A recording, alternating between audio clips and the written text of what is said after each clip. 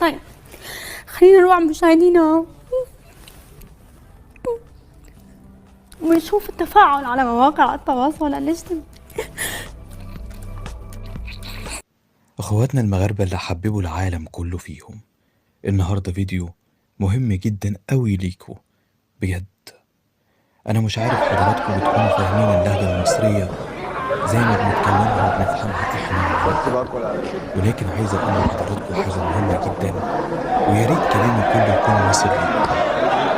حاجة عظيمة بجد اللي انتوا عملتوها، حاجة كبيرة بجد. الملك لما راح بنفسه وتصور وهو في المدرجات كانت حاجة في غاية الروعة، رسالة جميلة ومهمة جدا جدا جدا، إن هو رايح يتابع النادي الأهلي بنفسه ويتفرج زيه زي أي مواطن عادي، زي أي شخص عادي.